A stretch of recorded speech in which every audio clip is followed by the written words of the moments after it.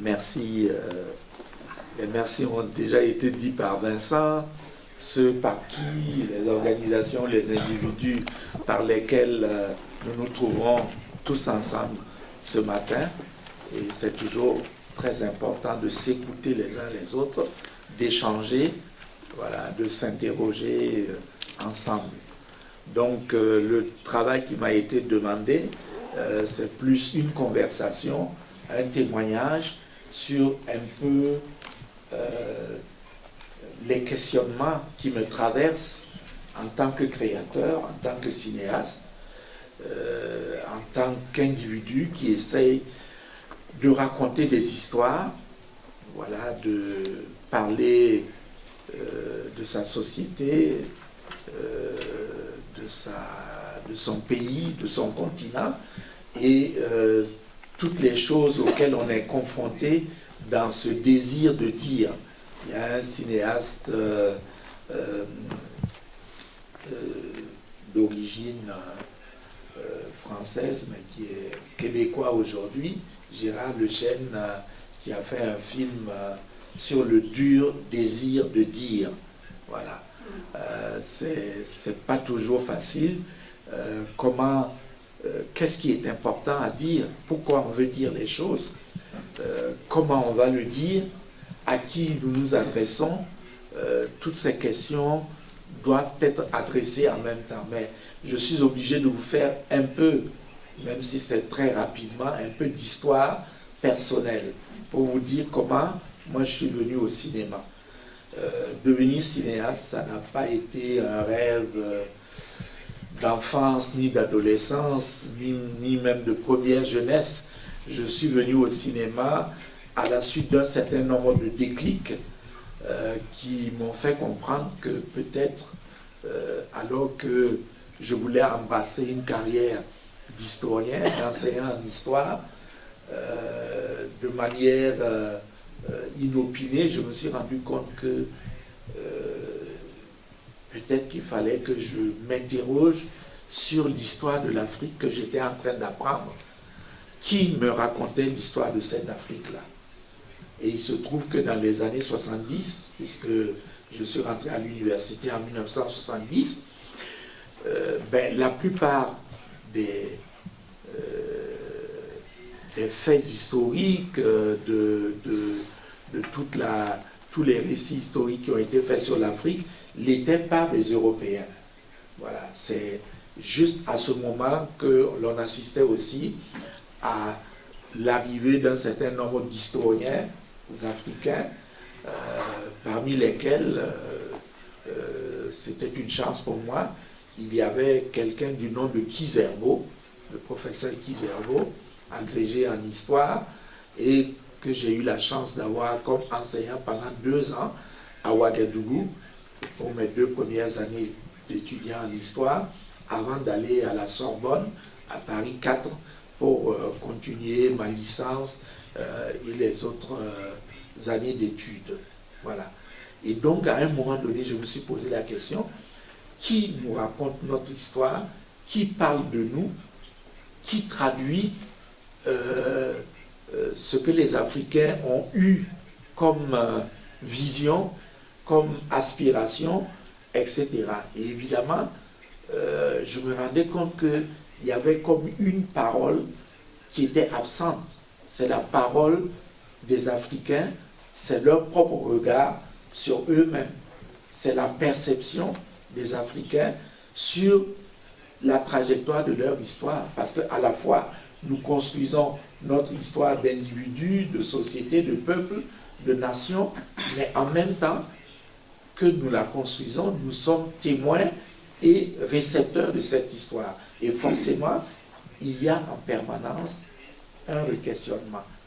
Et malheureusement pour mon continent, on a eu la bêtise de manière, disons, assez importante de penser que parce que l'Afrique n'avait pas d'écriture de manière assez majoritaire, puisqu'il y avait quand même des écritures en Afrique, même si je ne remonte pas à l'époque des pharaons, il y a dans d'autres sociétés des cultures, il y a eu des symboles, il y a eu plein de signes sculpturaux qui ont été utilisés pour contenir du sens, des significations et des récits. Mais admettons que l'écriture n'était pas un phénomène majoritaire en Afrique. Et que donc, du fait que nous n'avions pas d'écriture, nous n'avions pas d'histoire. On est allé jusqu'à dire que l'Afrique commence à avoir une histoire à partir du moment où les explorateurs, qu'ils soient venus du monde arabe, comme Ibn Battuta ou les autres, Ibn Khaldun, c'est eux qui ont été les premiers qui ont commencé à faire entrer l'Afrique dans l'histoire. Et ce qui est malheureux, c'est que plusieurs décennies plus tard, un président français a répété cela à Dakar. Et vous êtes au courant de tout cela. Donc, il y a des persistances et des réticences sur la faculté que l'Afrique a eue d'être productrice d'histoire. Comme si l'Afrique n'a pas été le premier berceau de l'humanité. Aujourd'hui, toutes les études scientifiques le prouvent à loisir, à souhait, que probablement la première aventure humaine, ce qui allait devenir l'humanité, a commencé sur notre continent, quelque part en Afrique de l'Est. Mais tout cela m'habitait et je me disais, mais quand est-ce que nous allons pouvoir corriger le regard sur l'Afrique? Parce que malheureusement pour nous, du fait que nous-mêmes avons été à l'école occidentale, européenne, nous avons, tout en étant africains, en quelque sorte, intégré la perception et la vision des Européens sur notre continent, sans le vouloir, sans le savoir. Et cela me posait énormément de problèmes quand je faisais mon mémoire de maîtrise, à telle enseigne que j'ai voulu savoir comment se sont construites toutes les perceptions des Occidentaux sur l'Afrique. Et donc j'ai fait, c'est ça qui m'a amené au cinéma en fait, j'ai fait un travail sur l'image de l'Afrique noire dans la presse illustrée à la fin du XVIIIe siècle, à la fin du XIXe siècle en Europe. J'ai pris comme point de départ la conférence de Berlin, 1885 jusqu'à 1900, et vous le savez, ça a été aussi la période où il y a eu les guerres de pénétration coloniale en Afrique, où beaucoup d'empires ont été détruits par la puissance, les puissances coloniales que représentaient la France, l'Italie, l'Angleterre, le Portugal, l'Espagne, l'Allemagne, bien sûr. Voilà. Et donc, en ayant fait cette étude basée sur des dessins, parce qu'il n'y avait pas encore la photographie de manière très importante, j'ai regardé comment les Africains étaient représentés, comment leur continent était représenté par les Européens, pour comprendre un peu tous les préjugés et les clichés qui s'étaient vraiment bien enracinés et qui ne permettaient pas, en quelque sorte, un renouvellement de la vision des Africains, même sur eux-mêmes. Alors, ajoutez-y le fait que la colonisation avait été là, qu'on nous a souvent interdit de parler nos langues, de vivre nos religions, voilà, etc. Dans la plupart des pays, il y a eu vraiment la répression culturelle. Donc, on a interdit aux Africains, quelque part, d'être eux-mêmes. Et je pense qu'on ne peut pas comprendre l'Afrique d'aujourd'hui si on ne se rend pas compte de tout cela. Il ne s'agit pas d'avoir un doigt accusateur ou quoi que ce soit. L'histoire des individus comme des peuples est toujours faite de ruptures, de chocs, de confrontations, mais notre responsabilité à nous, Africains d'aujourd'hui, jeunes et moins jeunes, Saint-Ben disait que nous sommes tous jeunes, mais il y en a qui sont jeunes depuis plus longtemps que d'autres. Moi, je suis jeune depuis plus longtemps que Naba ou que, voilà, Klalelou, etc. Voilà, mais on est tous jeunes parce que c'est un état d'esprit plutôt qu'un âge biologique. Donc, je dirais que comment toutes ces choses se sont fondées pour que nous ayons, parfois, j'ai entendu des Africains dire « Oh, l'Afrique ne se développera jamais ». C'est triste à entendre. Qu'est-ce que le développement? Voilà, toutes ces questions me traversaient l'esprit. Donc, je fais mon mémoire de maîtrise sur l'image et je me confronte sans y avoir vraiment m'être préparé plus que cela auparavant. Et c'est ça qui finalement va me faire comprendre que le cinéma pouvait être un moyen de questionnement de l'histoire, un moyen de pouvoir mettre à disposition de mon continent des choses qui lui permettaient de renouer avec son histoire, avec une conscience de soi qui est primordiale pour que nous repartions dans une reconstruction de l'être africain, dans une reconstruction de notre imaginaire qui nous a été interdit pendant longtemps. Voilà, comment en somme, c'est quelle perception, quel regard les Africains peuvent-ils porter sur eux-mêmes? Comment vont-ils redevenir les narrateurs de leur propre vie? Nous avons des mythes fondateurs, des récits, des contes, des mythologies, etc. Comment faire en sorte que toute cette richesse puisse être réinvestie dans des moyens modernes de communication tels que le cinéma? On dit en général que le cinéma, c'est admis, le 7e art, c'est un peu la somme de tous les autres arts qui ont précédé. Mais quand on dit cela, on voit surtout l'art tel qu'il a été vécu essentiellement en Occident. Qu'en est-il de l'Afrique? Comment tous les arts africains trouvent-ils un écho dans le cinéma aujourd'hui que produit ce continent? Voilà, c'est toutes ces questions qui m'ont amené vers mon premier film de fiction, où évidemment je me disais, mais c'est quoi le cadre pour moi qui suis africain? C'est quelle est ma sensation, quel est mon sentiment du temps, de la durée, l'espace, qu'est-ce que c'est, le rythme, qu'est-ce que c'est? Comment puis-je raconter une histoire qui, bien que je sache qu'il y a une énorme diversité en Afrique, quand on dit cinéma africain, c'est une commodité de langage. On sait très bien qu'il y a des expressions diverses, et c'est tant mieux.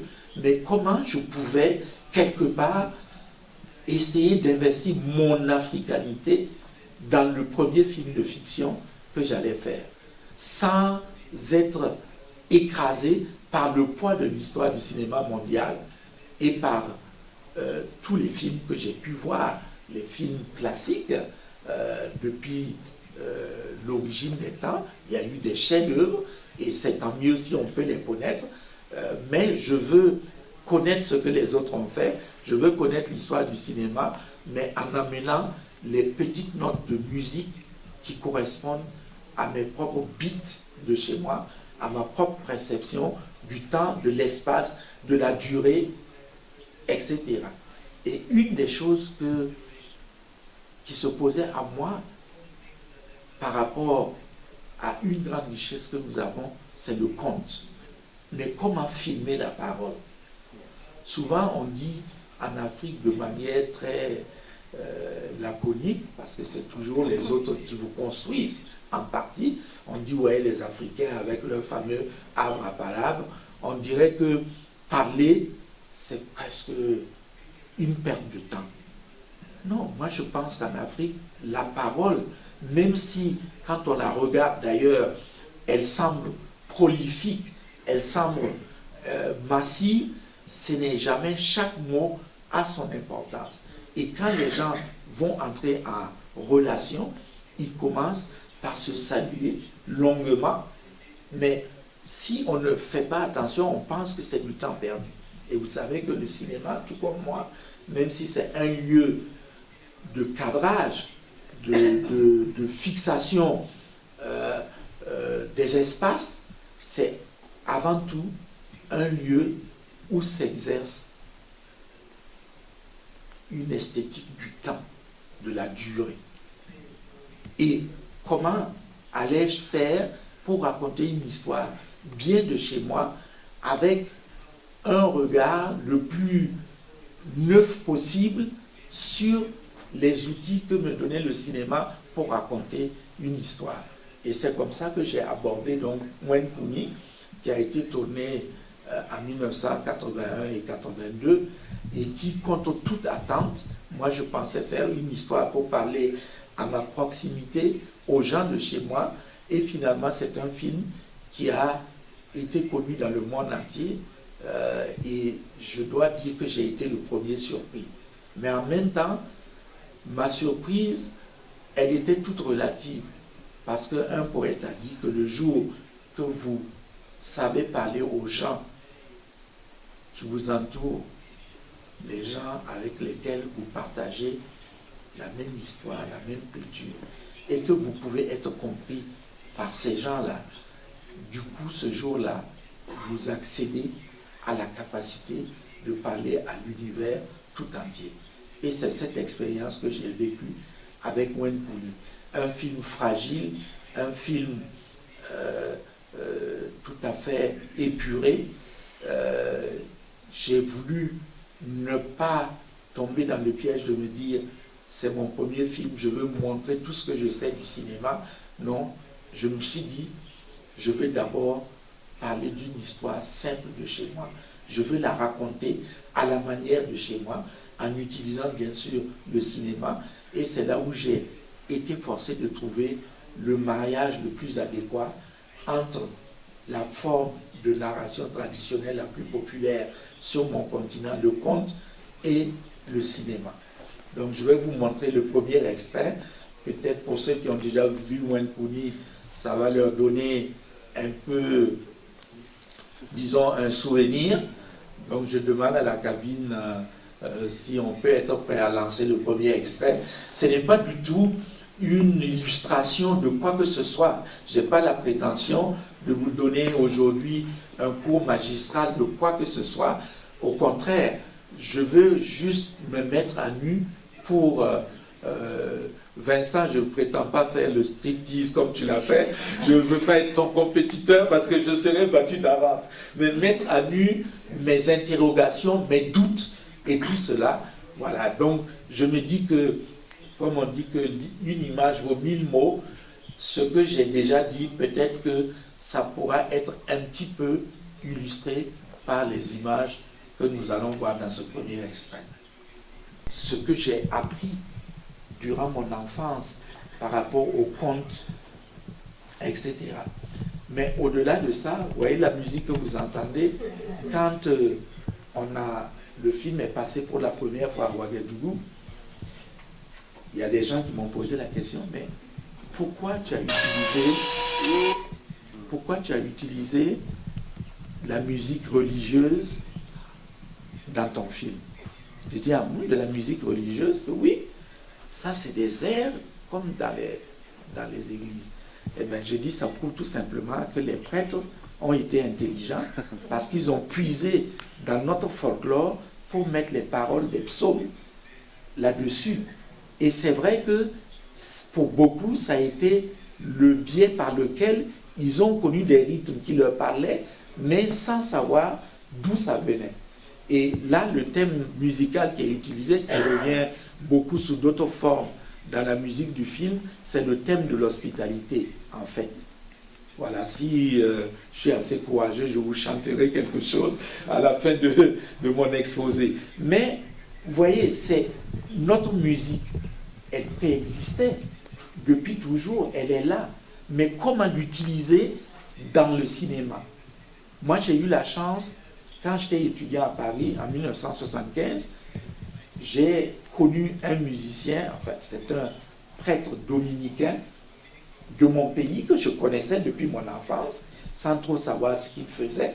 Et en fait, il s'est mis en tête de répertorier les thèmes musicaux les plus fondamentaux du plateau du centre au Burkina, c'est-à-dire habité par les Mossi. Vous avez peut-être entendu parler de l'Empire Mossi, etc. Et lui, il a fait ce travail et ils sont allés à New York avec des gens, des tantamiers, des joueurs de castagnettes, etc. Ils sont allés à New York pour jouer avec des musiciens africains américains. Donc il y avait les notes pour les musiciens africains américains et les musiciens africains qui ne disaient pas les notes, ben, ils fonctionnaient comme ils ont toujours fonctionné, à l'oreille, au rythme. Voilà. Et ils ont pu jouer ensemble et faire un concert. Et donc en 1975, je suis à Paris, étudiant à l'école de cinéma, et ce gars arrive à Paris, nous organisons une rencontre et il nous fait écouter cette musique-là.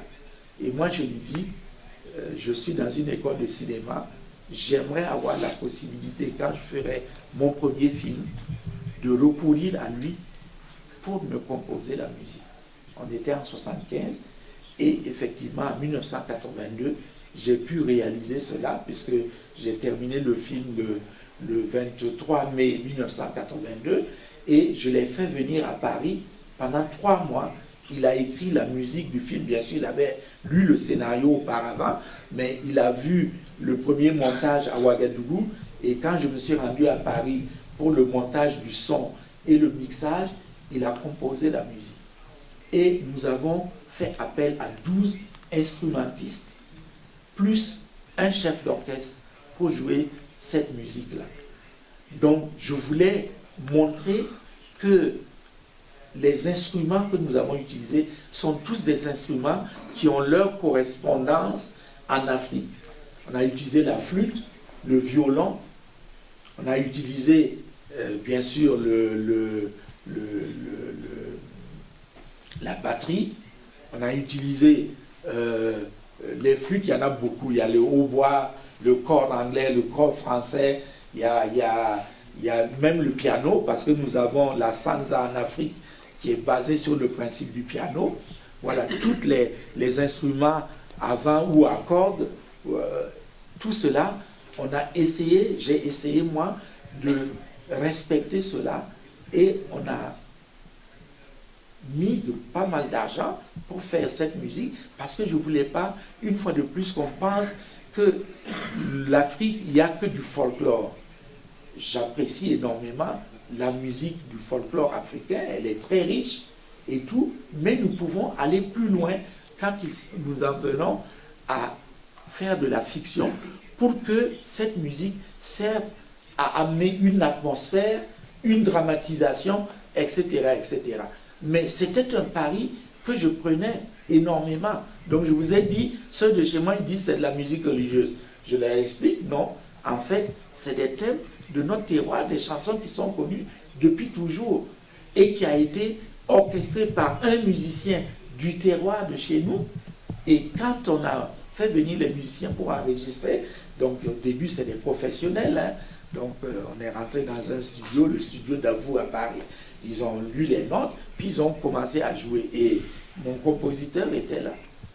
Et il commence à jouer, il les interrompt, il dit non, ici, ce qu'il y a ici, il y a un bémol, il y a un demi, etc., une demi-note et tout. Donc ils se sont rendus compte qu'ils ne peuvent pas jouer ça par-dessus la jambe parce que c'est une musique qu'ils ne connaissent pas, avec d'autres règles que la musique classique à 4 temps, etc.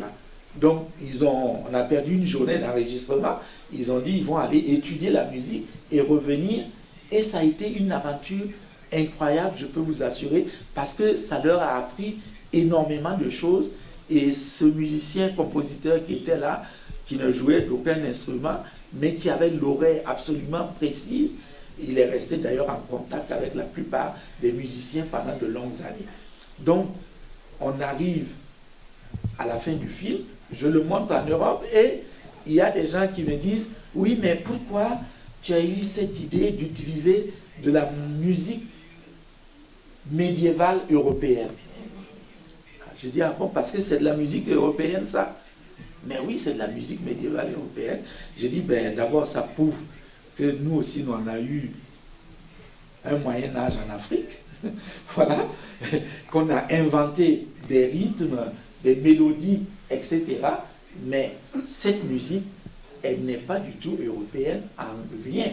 Et même les instruments qui sont utilisés, il y a eu une technologie peut-être en Europe qui a développé les possibilités de ces instruments de musique, mais nous avons exactement des instruments de musique qui correspondent dans notre pays. Donc vous voyez, vous êtes toujours en train de lutter pour juste exister tel que vous êtes, parce qu'il y a eu beaucoup de choses qui ont été dites et tout ça. Et c'est le combat en fait que le cinéma africain aura toujours pour aller de plus en plus vers ses propres racines. Parce que jusqu'à aujourd'hui, on ne sait pas comment les pyramides ont été construites, les pyramides d'Égypte. Plus personne n'ose mettre en doute que les premières dynasties pharaoniques ont été des dynasties noires.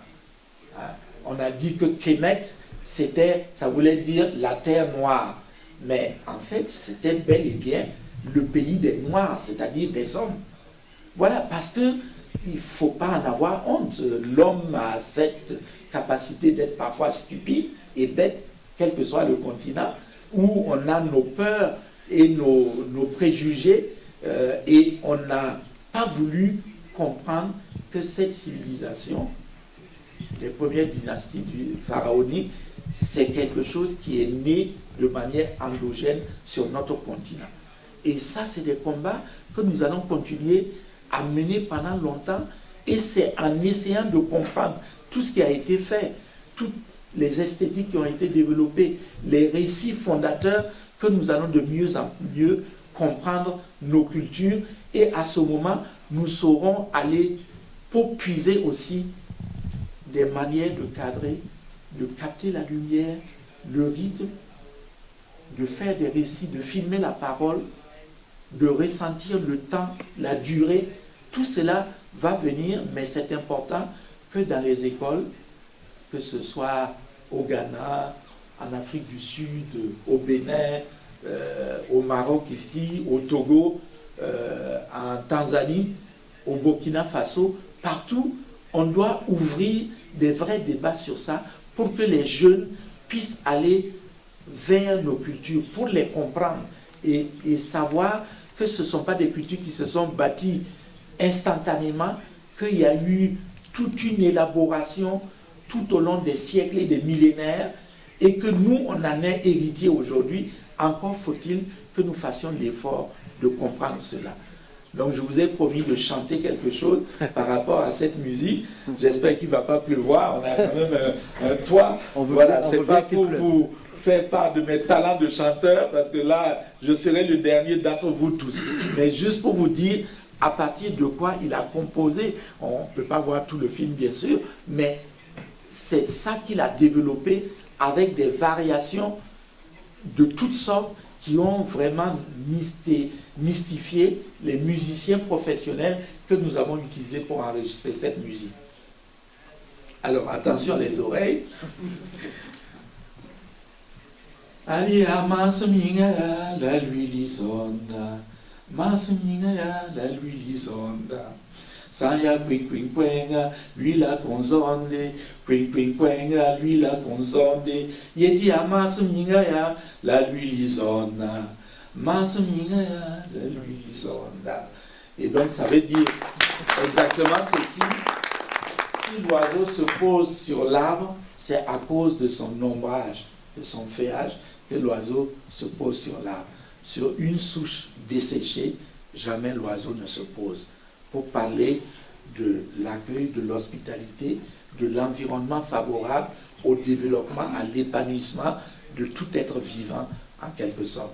Donc, on va voir le deuxième extrait, et je crois que je vais m'arrêter là. On avait choisi 2 autres extraits dans Boudiam, mais ce que je veux dire simplement, c'est que c'est un cheminement qu'il nous faut affronter. On ne finira jamais. Il y aura d'autres générations qui viendront et qui vont continuer. Mais nous avons besoin d'élaborer d'abstraire.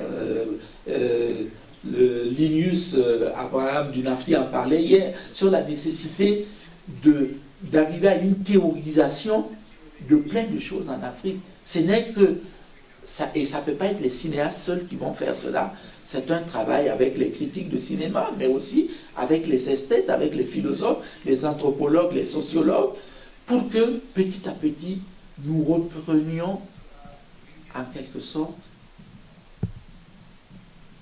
possession de nos territoires imaginaires, que nous puissions regarder par nous-mêmes, en dépit de tout l'envahissement de plus en plus énorme de nos écrans par des productions étrangères. Je pense qu'il y a quand même une note particulière qui nous appartient, qu'il nous faut faire entendre et qu'il faut de plus en plus enseigner les cultures africaines au lycée, à l'université, parce que c'est comme ça que les autres ont fait pour développer leur capacité artistique. Nous n'avons pas à rougir de notre héritage, mais par contre, nous avons le devoir de travailler à le dénuder de plus en plus pour le mettre à la portée de notre jeunesse, de l'enfance et tout, pour que les jeunes arrêtent de penser que c'est presque une malédiction d'être nés sur notre continent, qu'ils sont nés sur un continent qui n'a pas d'avenir. Au contraire, je dirais comme Aimé Césaire ou comme Cheikh Anta Diop a résumé que la construction du futur, la marche vers le futur, passe souvent par le chemin du passé. On regarde l'extrait et j'aurais arrêté de vous ennuyer parce qu'on dit qu'il faut avoir toujours pitié des oreilles qui vous écoutent. Merci de votre attention.